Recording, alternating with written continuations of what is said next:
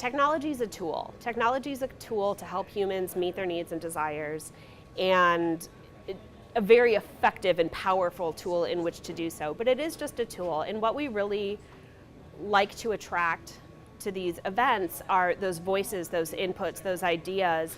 Welcome. Welcome to Hack for MN 2014.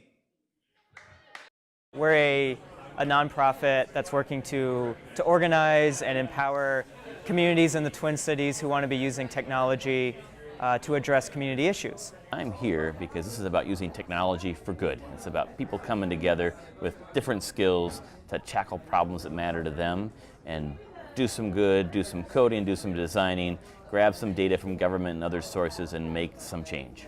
Quickly, people are able to identify areas of opportunity and create solutions to address them using the available data. People in Minnesota come together with their skills to make a difference. So to kick things off, we're going to have a few speakers talk about successes in civic hacking or civic tech, to talk about movement that has been happening on open data locally, and also to talk about the important issue that we have an entire track focused on, which is the ending veteran homelessness in Minnesota. So if you do know about OMG Transit already, thank you for your support. If you don't know, I can give you a little background. We started last year at Hack for MN. We were founded as mspbus.org. I showed up last year. I guess Richard's here too, but the rest of the team, I'm not sure if anybody else is going to be here this weekend. I showed up with no idea what to expect. I was just like, okay, we're going to a hackathon. I met Laura Anderson, and she said, come to this event, it's going to be great. So if you're here and you have no idea what's going to happen this weekend, that's good. You're in the right place. So what happened was I had just moved from Seattle, and I didn't even know what civic hacking was. So I was like, okay, well, let's make a real-time bus app. And so I suggested the idea, and Richard, among other developers, Richard, if you want to say hi. That's Richard. Richard and a couple other folks and I sat down and we said, we're going to build this. And they were excited about making a real-time bus app for the Twin Cities. And so within 6 hours, we had a prototype live on the web. And that was really exciting. And following our success on Saturday, we continued to work a little bit on Sunday. And we won, I don't know what we won exactly, but we won a chance to meet with Otto Dahl, who's the CIO of Minneapolis. And so that was a lot of validation that like what we were doing was actually something useful and helpful. So thanks, Otto. I'll run through the rest really quickly, but we were invited to attend an event at the White House as a result of our work as part of the Hack for MN last year, and that was also really exciting and really validating. After that, it was just kind of a whirlwind. We ended up adding additional modes of transit, so car to go and nice ride and all that sort of thing. We rebranded as OMG Transit because it went kind of like this. We were like, oh my gosh, we're doing more than just buses. We're doing transit as a whole. Let's call ourselves OMG Transit. And so that's where our name came from. But long story short, we just launched our redesigned web app. We launched our Android app and also our iOS app about a couple weeks ago. And we celebrated our 1-year anniversary and we had our mobile apps launch party. So if you haven't heard about us already, we're in the app stores, we're on the web, we're on omgtransit.com and just search for us, OMG, and there's a space in between, OMG space transit. And so if you're here this weekend and you have no idea what to expect, I have 3 pieces of advice for you. The first is be open. Like you might have an idea and you've been thinking about this idea for like a year. There's going to be other people that are excited about the same like sort of idea, like it's the same topic, but it might be in a slightly different incarnation. And so I would just say be open to sort of working with and collaborating with other people. The second thing is solve a problem. Like start with something very specific. Like I'm having trouble finding pickup soccer games or something, like Ryan's idea over there. Keep it simple and solve a problem and be open. It's not just about getting open data up in Minneapolis. It's about the bigger picture. It's about the state. It's about federally. It's about the counties. It's about our neighboring cities. And if we can show that this is something that people want, that open data is important, it's a value we have, and you push loud and hard for it, and there's a ton of support for it, then other politicians are going to see that, and they are going to get involved in their cities, and at a state level, and we can push it on and forward. Dear friends, congratulations to Open Twin Cities and all of your partners on the second annual Hack for Minnesota event. While I'm unable to attend today's Civic Hackathon in person, I send my best wishes for a successful event.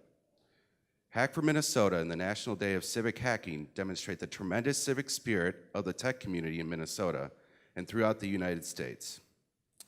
Specifically, I want to recognize today's partnership between Open Twin Cities, MNIT Services, eDemocracy, and the Interagency Council on Homelessness.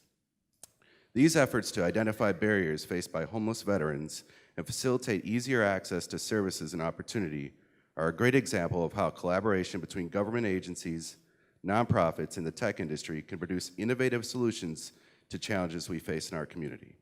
I applaud these efforts and look forward to learning about some of the creative and thoughtful solutions you come up with this weekend. Best of luck. Sincerely, Al Franken, United States Senator. Our goal is to create housing stability for all Minnesotans. And we know that right now, on any given night in Minnesota, there are over 10,000 people who will experience homelessness. They'll be sleeping in shelters, on the streets, in cars, maybe in other places unfit for human habitation. And so this is a pretty significant issue in our state. About 3 or 4 years ago, we were close to having about 600 veterans identified on one night in Minnesota. And now, as of January this year, that number dropped to 317. So we are now at a place where we have, and this is not a perfect number, of course, because some people are very difficult to locate. But we're down to a point in Minnesota where 317 veterans are identified on one night. I am very interested in what's happening here because the effort that has come together today has been a culmination of years worth of, I think, I guess, government's awareness of the data that they have, as well as the opportunity that we have to leverage that data for good. The likely scenario of a hackathon is you get a bunch of nerds in a room and they develop some software. And there really isn't a lot of input from the community that it's meant to serve. And so this is an opportunity to take a step back and start from what are the services that these folks need, and then to rally and collect ideas around that. So the exercise this morning so far, and we've got a bit of a ways to go, is to pull all the ideas out of everybody's head. It's really the vision of our enterprise, our state CIO, to be able to bring these folks together and to have this conversation. And welcome everybody who's been here, everybody who just came. It's time to show off what awesomeness can happen when Minnesotans get together to build stuff and to use data and to think creatively. So our team was endeavoring to set free air quality information. Air quality is something that affects everyone. When you go outside on a day with poor air quality, you're jeopardizing your health. And this is especially true if you're someone of ill health, pregnant, or have conditions that make you susceptible to respiratory illnesses. Yet the information surrounding air quality is not generally available to the public. What we wanted to do was to take this information from all these different countries and turn it into a common, accessible API that developers could use to include air quality information in their applications. There's a lack of information. The information might be out there, but the people who need it don't have access to it. And so a lot of folks just sort of focus in on, like, how do we get that information to people, whether it be through their mobile device or through some database or some way to look up that information. And so a lot of these folks are what I call connective tissue. So they're folks that are every day trying to solve a problem. It's their job, right? They work in a state agency or they work for a nonprofit. And these folks are sort of like, say, well, how can we help you do it a little better, a little faster? So it wasn't for the fact that there are people dedicated every day to solving problems. This quick solution stuff wouldn't be quite as beneficial, but because there's that network, it leverages that, and it works. What we decided to do was to build a native mobile app on Android. So I'm going to show you a little bit here. So the idea was initially to make literally a home screen for the homeless. So it would be like a temporary or alternate home screen, which is something you can only do really on the Android platform. And what we wanted to do was make it so that you need to have a whole, everything that someone might actually want to be able to find for their particular situation. Events like this can show community members that they can make a difference, that their voice is important,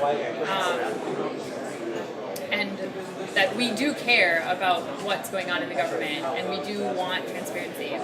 Our goal this weekend was to look at the meetup.com API and combine it with Python web scraping and to, quantify, track, and hopefully improve the numbers of women we're seeing in these Python meetup groups. One of the things that the Gateway does is, number one, it catalogs all of the data, but number two, it also monitors who's using the data, and not individually, but what it's really doing is trying to understand who's using the data, potentially what effect it has on the back-end systems. One of the things that happens when it comes to open data, it's kind of like open the data or expose the data and they will come, all right, which is kind of contrary to the way we actually develop projects.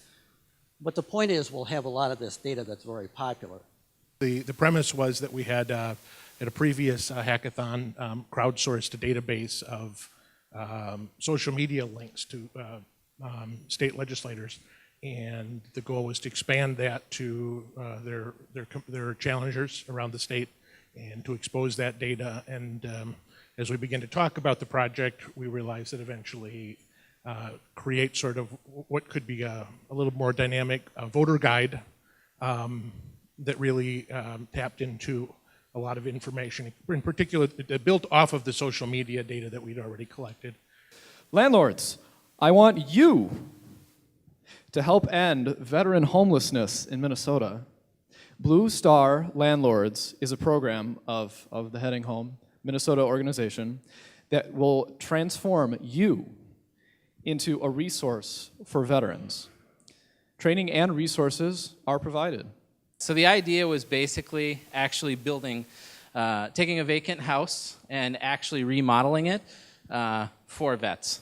So the problem that we were trying to solve here was how might we establish personal relationships between homeless veterans and other veterans. So we really invite anyone who's interested in participatory democracy in the US. Technology is a really good way to facilitate it, and with so much emphasis on open data, civic tech, open data policies right now, there's a lot of opportunities like this for people to get involved in new, very experiential, very active ways. If anybody's interested, I encourage them to check out opentwincities.org. We hold monthly meetups that everybody's invited to, and we hold events like this 3 or 4 times a year. So just head to the site, join the forum to talk, and be on the lookout for our next hackathon.